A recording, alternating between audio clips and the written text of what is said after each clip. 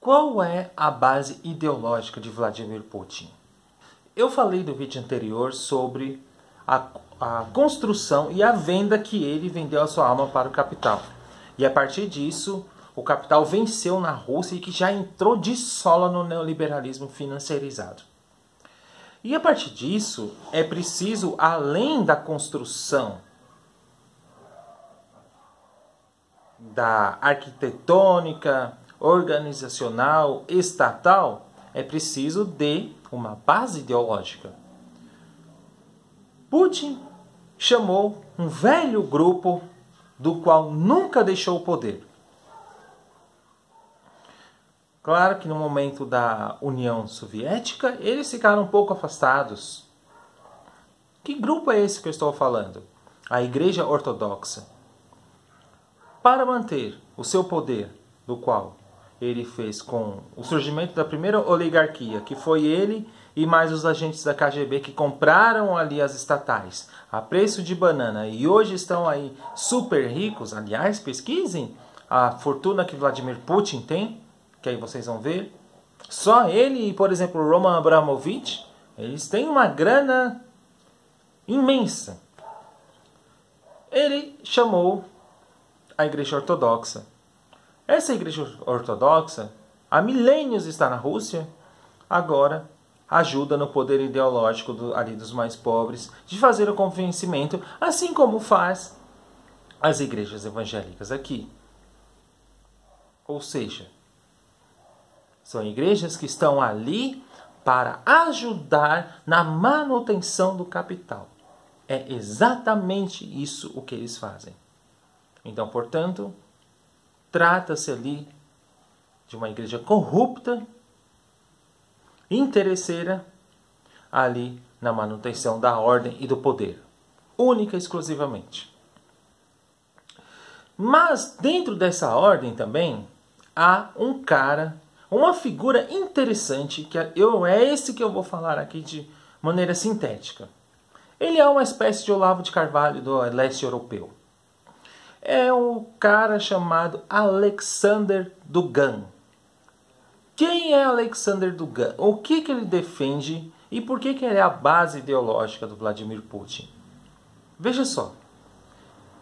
Alexander Dugin, ele defende ali ele tem uma espécie de uma corrente chamada tradicionalismo. Ele tem críticas ferozes à ideia de indivíduo.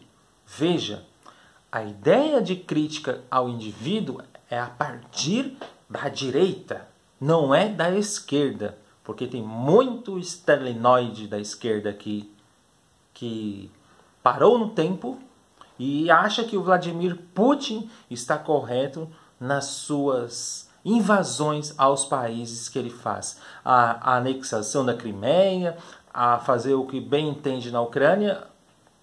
Muitos acham que ele está certo, porque eles estão ali com aquela ideia romântica da União Soviética, principalmente do período de Stalin, e eles esqueceram. Eles acham que Stalin foi lindo e maravilhoso. Ora, se você quer saber o que foi a União Soviética no período de Stalin, veja somente a biografia do Mikhail Mikhailovich Bakhtin, que foi um filósofo russo, que morreu em 1975, nasceu ali no ano de 1895 e teve uma vida ferrada por conta da perseguição stalinista nele. Por quê?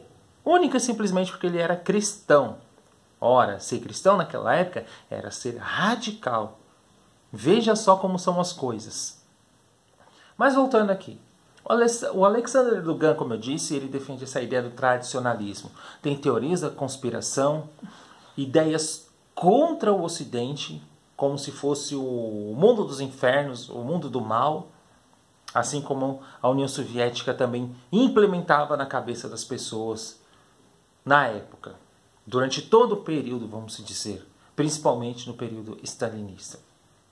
Eu separei uma citação a partir do jornal Brasil de Fato, que fez uma reportagem sobre esse Alexander Dugin.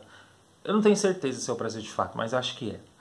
Mas para vocês entenderem essa crítica que ele faz em relação a essa noção de indivíduo. É assim, ó. Em uma entrevista de 1999 para a mídia polonesa, Dugin explica: Abre aspas. No cristianismo ortodoxo russo, uma pessoa é parte de uma igreja, parte do organismo coletivo, assim como uma perna. Então, como uma pessoa pode ser responsável por si mesma? Perna ser responsável por si mesma? É aqui que se origina a ideia de estado total. Então, o que o Dugan defende é exatamente isso, o indivíduo inserido dentro da coletividade. Ele combate essa ideia liberal, vamos dizer, de indivíduo, porque ele tem que estar inserido dentro dessa coletividade. Só para vocês terem ideia do poder de influência desse Dugan sobre Putin, do qual muita gente da esquerda defende, eu vou enfatizar isso, porque são pessoas que estão paralisadas em um determinado passado. Existe uma lei na Rússia que é assim: a mulher que apanha pela primeira vez e pela segunda vez, ela não tem o direito de dar queixa do marido. Por quê? Existe um problema gravíssimo na Rússia, que é em relação ao alcoolismo. A questão do frio e a questão deles beberem mesmo.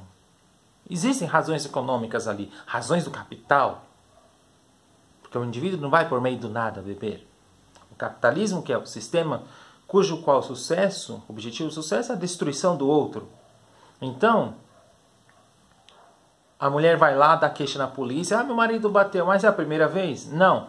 Da segunda, não. Então é o seguinte, a partir da terceira você vem, porque pode ser que ele tinha bebido, etc e tal. Então deixa ele chegar em casa, bêbado, descansar e fazer o que ele quiser, porque ele bebeu.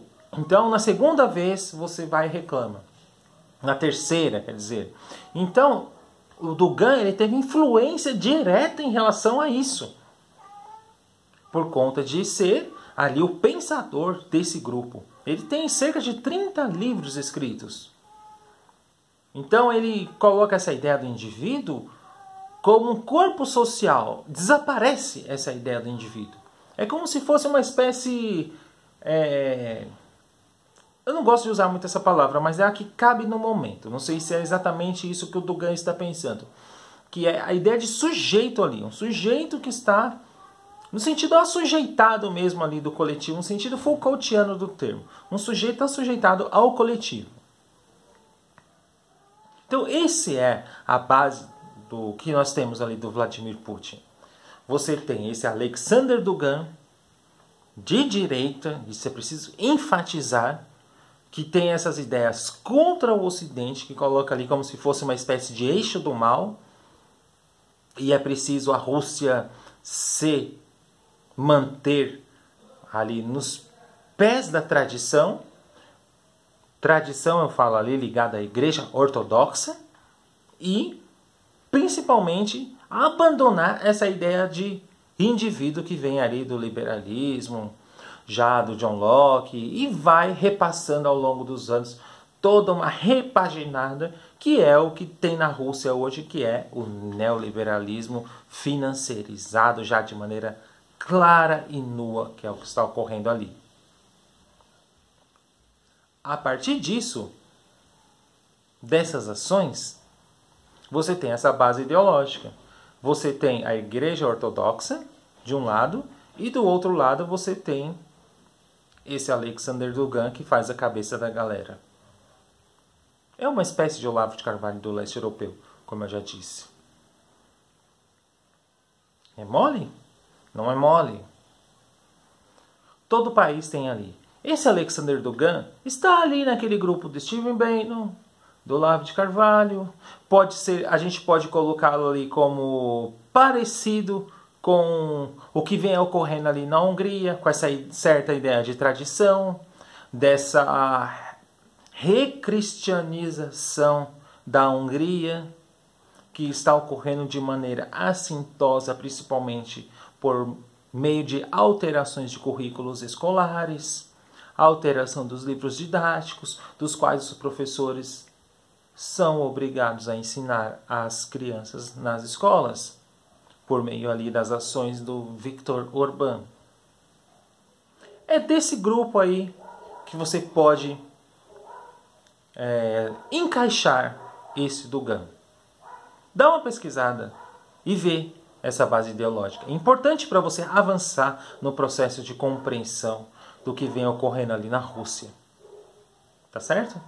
É isso. Até mais.